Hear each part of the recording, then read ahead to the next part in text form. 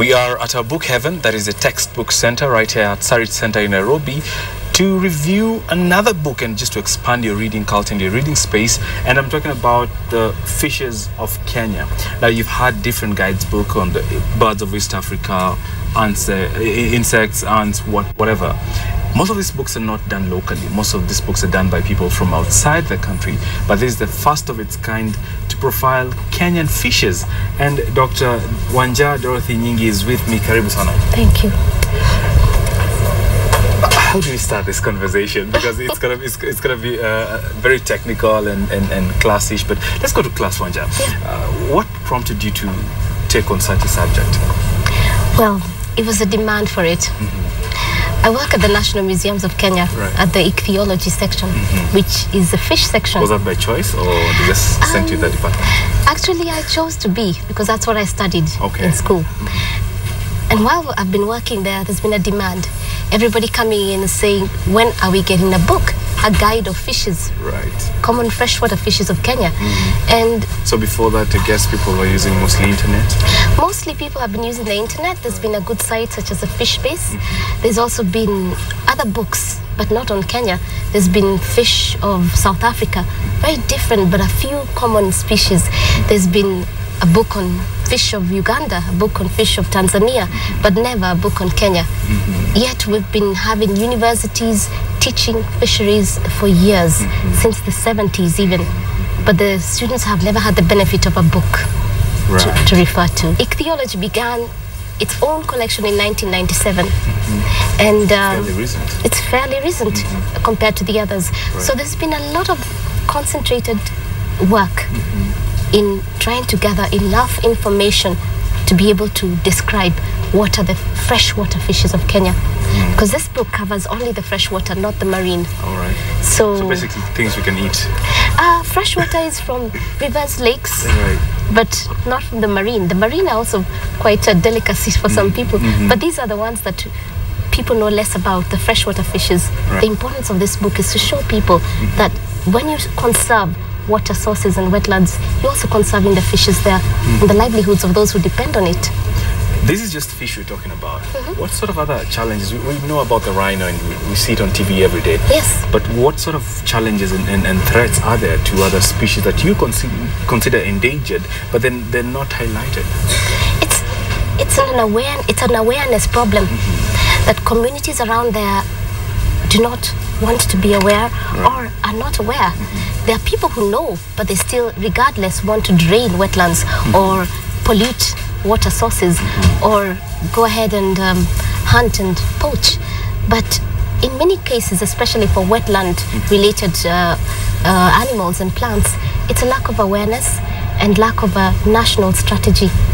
Lots of kids are going to school, taking veterinary medicine like I attempted to, and they're looking for resources and they can't get them. Is there a plan in the long term to ensure that people like you are, getting into such projects for very different areas involved?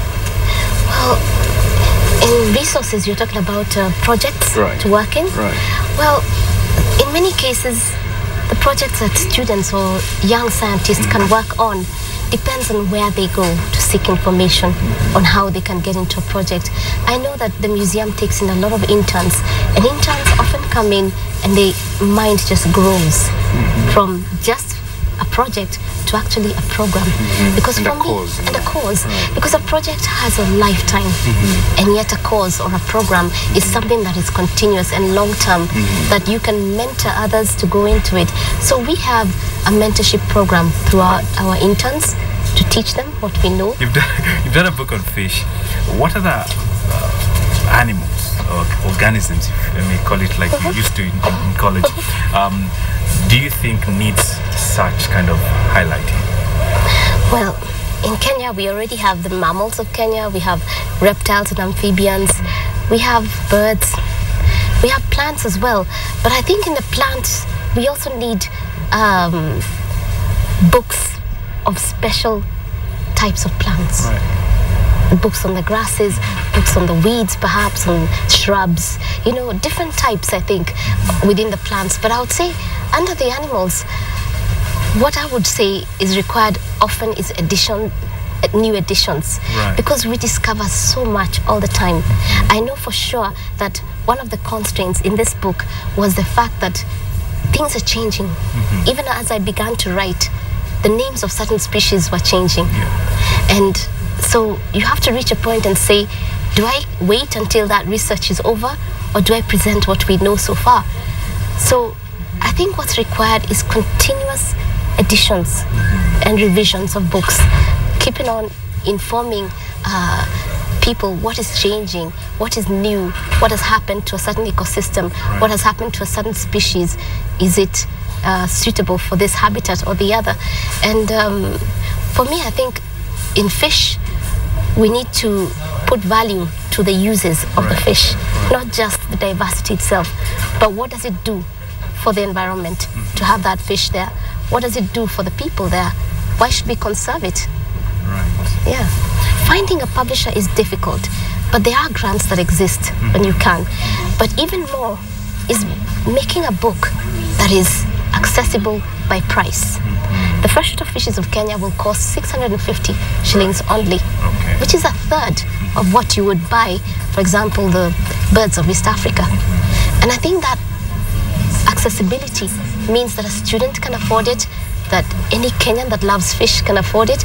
Anybody who's doing aquaculture can afford it. Someone interested in aquarium can afford it. Anyone can afford this book and use it. So information has to be accessible, both in terms of publishing, giving the information out there, but also in price. But what sort of inspirations do you look out for that people picking up this book would be inspired to do? What sort of inspirations are tied under this serious text? Oh yeah. At the end of the book, there's a very interactive section with a table on summary of occurrences of fish. What I would like to see people do is that when they use this book and they're out there fishing or looking out at fish somewhere, that they'll be able to do a tick and say, that one, I've seen it. And that if they've seen one that I've not mentioned the distribution area, they would add it and say, oh, this fish, according to the book, it says it's found in Lake Turkana, but I've also found it in this river or the other. So you could add it. So they contribute to the body of knowledge. So that's an interactive section. But I think for me, this book is not just academic. It's really a book for anybody who's in the fish area. Either you're just an enthusiast, or you're carrying out fish culture, you're doing aquarium work, you're just a nature lover. The thing is, I write a section on the uses of the fish, and with it comes a description. Is it a fish that's used in artisanal fisheries for local people? Is it commercial? Is it a fish that can be used for culture, for aquarium, or for sport fishing? Yeah.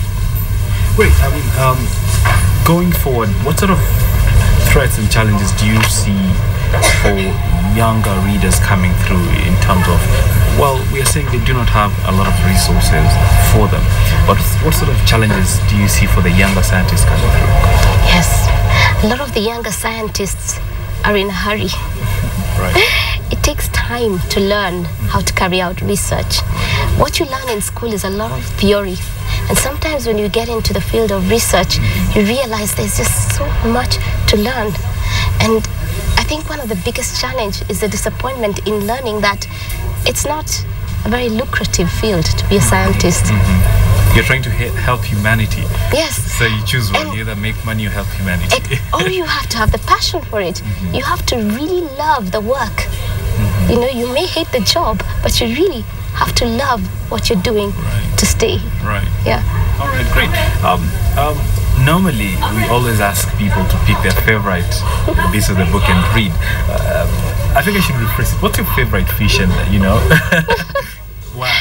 Well, I've studied the tilapia fishes for a long time, and I find it always ironic that not many people know that what you call tilapia today is actually over 16 species in Kenya only.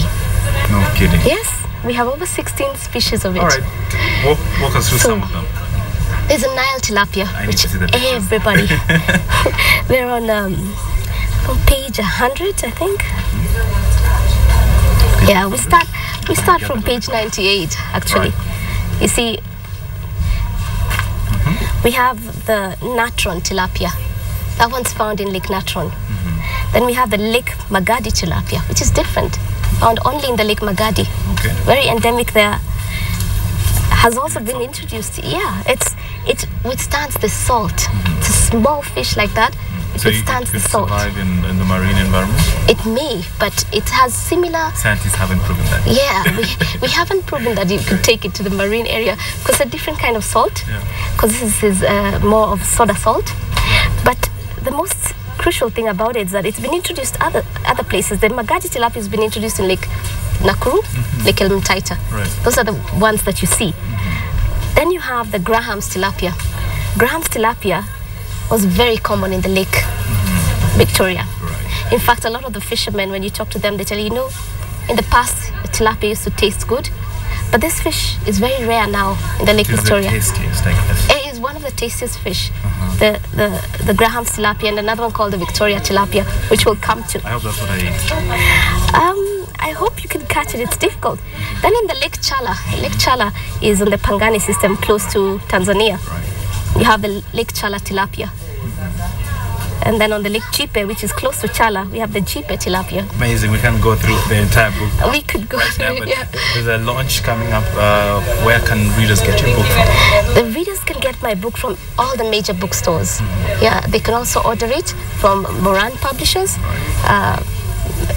Very soon they'll set up an email that you can order the book through. Right. Yeah. And we're hoping that schools and institutions of learning adopt this as a reading manual. Exactly. Many universities have already shown interest in adopting it for the curriculum.